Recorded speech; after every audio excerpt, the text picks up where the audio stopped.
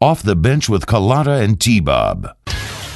Good morning. It's 7 a.m. on Monday, January 29th. Currently, it's 44 degrees in the listening area. For today, you can expect sunny skies and a high of 65. Hour number one of Off the Bench starts now.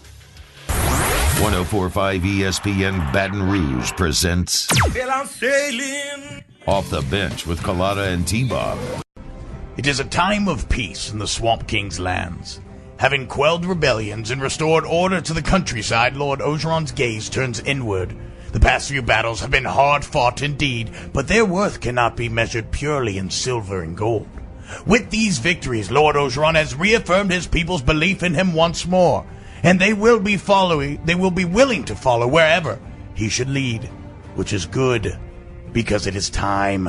He can feel it in his bones. After all, hadn't the prophecy said that? When autumn winds begin to blow and November's skies hang dark and low, he shall challenge the long-held throne.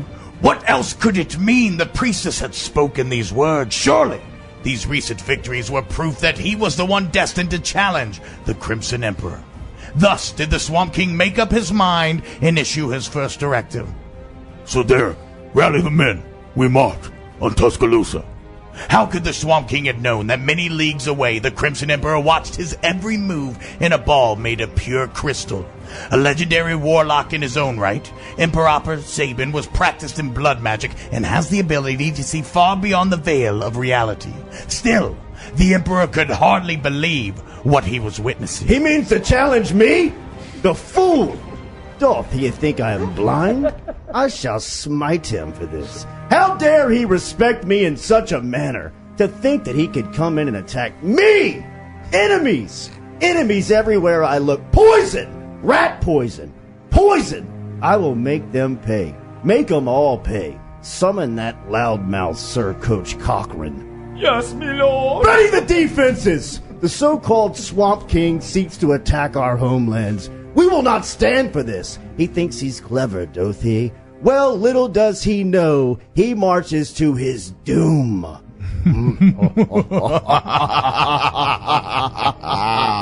the Bench. Karl Malone, Hall of Famer, 2010. He was inducted in 2010. He was the MVP of the NBA All-Star Game back in 1999 and served as a co-MVP with his teammate John Stockton in 1993 when that All-Star Game was played in Salt Lake City. We saw Stockton join you for an LSU game this past season, both you guys on the flip phone, which was a great picture that your wife tweeted out. What's your guys' relationship now that you guys were the best to do it, man, in your 18 years? Oh God, it was amazing. What people don't realize is Stock and his wife Nada is godparents to one of my daughters, Katie. Wow. And we are me and my wife Kay is godparents to one of their sons named Sam. Wow. So, but you know, this is one of these things that Stock have always wanted to do with his family, come down to see KJ play. Unfortunately, you know, he was hurt in that game, but they came down. And I'll tell you guys something that's pretty funny, you know.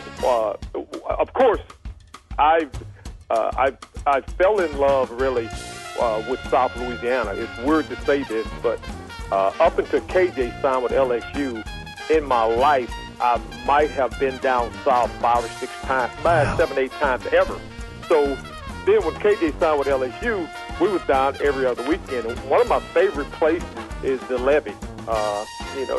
Is the Mississippi River levee there down on River Road.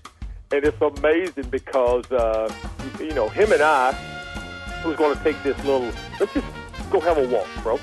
So, of course. What? Well, you Stockton Malone walking the levee? How about that? What if you ran into them? What would you be thinking? So look, there's 2 or 3 things that are funny. Number one is the competitive spirit nature that we still had. Oh. I wasn't going to tell him that my left knee was hurting, and he was going to tell me that his back was hurting, and we just walked each other's asses into the ground. So we walked. Look at this, guys. From down by the down by what a buses park down there by the horse stable down there. Yep.